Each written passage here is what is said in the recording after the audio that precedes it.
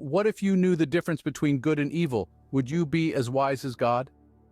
This tantalizing question sets the stage for our journey into Genesis 3, a chapter of the Holy Bible that unravels a tale as old as time itself. Imagine, if you will, a garden, the Garden of Eden, a paradise on earth untouched by sorrow, pain, or death. It was a place of absolute harmony, blossoming with life and vibrancy. Every fruit-bearing tree grew here, but among them one stood out, the tree of knowledge of good and evil. In this idyllic setting, we find our first man and woman, Adam and Eve. They lived a life of blissful simplicity, unburdened by the complexities of the world we know today. Their days were spent in the gentle embrace of nature, basking in the warmth of divine love and guidance. God had given them free reign of the garden with just one caveat: they must not eat from the tree of knowledge. It was a test of obedience, a single rule in their otherwise unrestricted existence. Yet, in its simplicity, it held profound implications. In the heart of the garden, Adam and Eve lived in peaceful ignorance, shielded from the harsh realities of good and evil. Their innocence was their shield, their naivety a comforting blanket. They knew not of deception, of betrayal, of the heartache that knowledge could bring. It was a life of simplicity, of pure existence, unmarred by the weight of wisdom. But as we all know, even the most serene stories have their twists and turns. For Adam and Eve, their peaceful existence was about to be shattered. A new character was about to enter the scene, bringing with it questions and temptations that would forever change the course of their lives, and indeed the very fabric of humanity. Life was simple until a serpent slithered into their story. A serpent, smooth as silk, slithered up to Eve with a proposition. Imagine, if you will, a snake, cunning and crafty, with a voice laced with velvet and venom, a master of manipulation. It was the serpent who first introduced the power of persuasion into the world, and it used this tool to its full potential when it encountered Eve in the Garden of Eden. The serpent, you see, was not just any ordinary creature. It was shrewd, more so than any other beast of the field. It had an agenda, a plan, and that plan involved Eve. With a voice as smooth as honey, the serpent began to question Eve, to plant seeds of doubt in her mind. "Did God really say you can't eat from any tree in the garden?" it asked. Eve, innocent and unassuming, was drawn into the serpent's web of words. She corrected the serpent, saying, "We may eat fruit from the trees in the garden, but not from the tree in the middle of the garden. God said, you must not eat it or touch it or you will die." But the serpent was quick to refute, telling Eve, "You will not surely die. God knows that when you eat of it, your eyes will be opened and you will be like God, knowing good and evil." It was a masterstroke, a perfect blend of half-truths and outright lies. It appealed to Eve's curiosity, her desire for wisdom, her ambition to be like God. The serpent, with its whispering words, painted a picture of a God who was holding out on them, a God who was keeping the best for himself. It sowed the seeds of mistrust and rebellion, and Eve found herself enticed, captivated by the serpent's words. It was a moment of decision, a moment that would shape the destiny of humankind. And with that, Eve was enticed by the serpent's words. The stage was set, the players in place, and the course of human history was about to take a dramatic turn.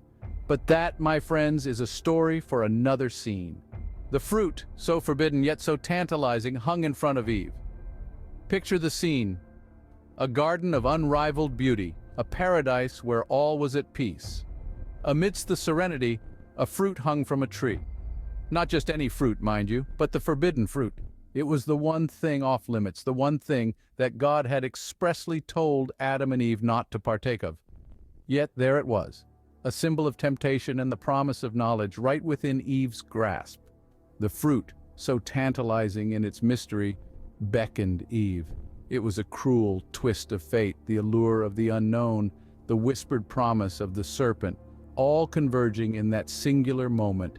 And in that moment, curiosity overcame obedience. Eve, entranced by the allure of the unknown, reached out and plucked the fruit from the tree. She took a bite, the crunch echoing through the stillness of the garden. The taste, so sweet, so intoxicating, yet laced with a hint of something else. A taste of knowledge, of power, of independence, but also of disobedience.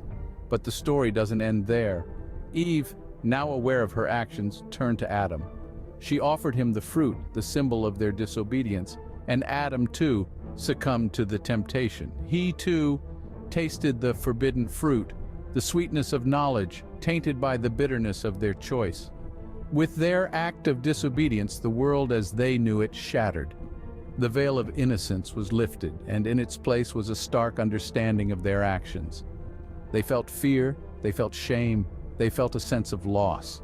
They had defied the one rule that was set for them, and with it came the harsh realization of their action.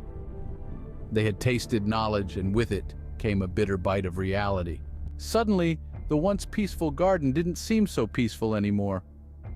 The air was thick with an ominous silence, as if the very leaves of the trees were holding their breath. Just as the sun was sinking into the horizon, casting long, eerie shadows across the garden, God appeared. He was not pleased. God, the all-knowing, had discovered their disobedience. Adam and Eve, who had been basking in the afterglow of their newfound knowledge, were suddenly filled with dread. The taste of the forbidden fruit still lingered on their tongues, a bitter reminder of their transgression. "Did you eat from the tree which I commanded you not to eat?" God asked, already knowing the answer. Adam, in his guilt, pointed his finger at Eve. Eve, in turn, blamed the serpent, but God was not swayed by their attempts to shirk responsibility. Then came the punishments. First, the serpent. Once the most cunning of all the creatures in the garden, it was now cursed to crawl on its belly, forever eating dust. It was a harsh penalty, a stark reminder of the consequences of deceit. Next, Eve. She would bear children in pain, and her desire would be for her husband, yet he would rule over her. A heavy price for the pursuit of wisdom. Finally, Adam. He was sentenced to toil on the land, a land that would sprout thorns and thistles. He would eat from the sweat of his brow until he returned to the ground from which he was taken. It was a life of hardship, a far cry from the idyllic existence they had once known. And so, the garden that was once their paradise, their sanctuary, was now a symbol of their fall from grace.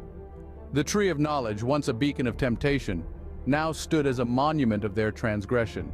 In their pursuit of knowledge, they had lost their paradise. The gates of Eden were closing, their paradise slipping away. The scent of the perfumed garden, the coolness of the evening breeze, the melody of the rustling leaves, all were becoming distant memories for Adam and Eve. Their home, their haven, was no longer theirs. Their disobedience had led them to this, to their expulsion from the Garden of Eden. Imagine the contrast, the stark reality that hit them as they stepped out of Eden. The world outside was not the paradise they were accustomed to. It was a world unfamiliar, a world harsh and demanding, a world where survival was not granted but earned. The lush greenery of Eden was replaced with barren lands and thorny bushes. The sweet fruits of the garden were nowhere to be found, replaced instead with the bitter necessity of toil and sweat. They were no longer the privileged inhabitants of Eden. They were now ordinary beings, expected to fend for themselves. Adam had to till the ground from which he was taken. He had to learn the rhythm of seasons, the art of sowing and reaping. Eve, too, had her share of hardship. Childbirth, once a joyous event, was now fraught with pain and danger. The expulsion was a harsh lesson in responsibility and consequence. It was a reminder of the cost of disobedience, of the price they had to pay for their actions. Yet in the midst of this hardship, there was also a glimmer of hope, a promise of redemption. They were not entirely forsaken. They were given the strength to endure, the resilience to adapt and survive. The expulsion from Eden was not just a punishment, it was also a beginning, a new chapter in their story, a story that would continue for generations to come, a story that we are all a part of. It was a journey from innocence to experience, from sheltered existence to resilient survival. And so, they departed from Eden into a world much harsher than they'd known. Their paradise was lost, but their journey had just begun. The tale of Genesis 3 is more than just a story of disobedience. It's a story of lessons learned. As we delve deeper into the narrative, we uncover profound truths that have shaped human understanding for centuries. The first lesson is about the dangers of temptation. The serpent, crafty and cunning, seduces Eve with the allure of forbidden knowledge. It teaches us that temptation often comes disguised, appealing to our deepest desires and ambitions. We're reminded to be vigilant, to discern, and not to be swayed by the alluring facade of what might lead us astray. The second lesson speaks to the importance of obedience. Adam and Eve were given one command, one rule to follow in the Garden of Eden. Yet, they chose to disobey, driven by curiosity and the promise of enlightenment. The story serves as a stark reminder that obedience is not merely a duty, but a safeguard against the perils that lie in wait when we stray from the path. Then comes the lesson on the consequences of actions. For every action, there's a reaction. For every decision, a consequence. Adam and Eve's decision to eat the forbidden fruit led to their expulsion from paradise. It's a lesson that echoes through the ages, reminding us that our choices have repercussions, often far-reaching and more significant than we might anticipate. But perhaps the most powerful lesson is that of hope and redemption. Despite their transgressions, Adam and Eve were not abandoned. They faced hardship, yes, but they also bore children, cultivated the earth, and carried on. It's a testament to the indomitable spirit of humanity and the boundless mercy of the divine. These lessons, as old as time, still hold true today. They remind us of our responsibilities, warn us of the pitfalls of temptation, and encourage us to seek redemption in the face of adversity. As we navigate the complexities of life, let's remember Genesis 3, a tale of disobedience, consequences, but most importantly, a tale of lessons learned. And so we return to our opening question: what if you knew the difference between good and evil? Would you be as wise as God? In our journey through Genesis 3, we've seen how this very question played out in the lives of the first humans, Adam and Eve. They were presented with a choice, a chance to know good and evil just as God does. But with this knowledge came a heavy price, a reality they couldn't have fully comprehended at the onset. We watched as they were beguiled by the serpent's whisper, seduced by the promise of wisdom and the allure of the forbidden fruit. The consequences of their choice were immediate and drastic, forever altering the course of humanity. Their disobedience led to their expulsion from the Garden of Eden, a paradise lost due to their transgression. This story, though ancient, holds lessons that are still relevant today. It's a tale of temptation, choice, and the consequences that follow. It teaches us that wisdom goes beyond simply knowing good from evil. True wisdom lies in understanding the implications of our actions, in recognizing that every choice we make has consequences, and in taking responsibility for those choices. So, to answer our initial question, knowing the difference between good and evil doesn't necessarily make us as wise as God. Wisdom is far more complex and multifaceted. It entails maturity, understanding, and discernment. It requires us to look beyond the immediate and consider the broader impact of our decisions. And in this modern world, where we are constantly faced with choices, the story of Genesis 3 serves as a poignant reminder of the importance of wisdom, responsibility, and the consequences of our actions. Thank you for joining us on this journey through Genesis 3. Don't forget to like this video and subscribe to Scripture Unhinged for more biblical tales told in a way you've never heard before.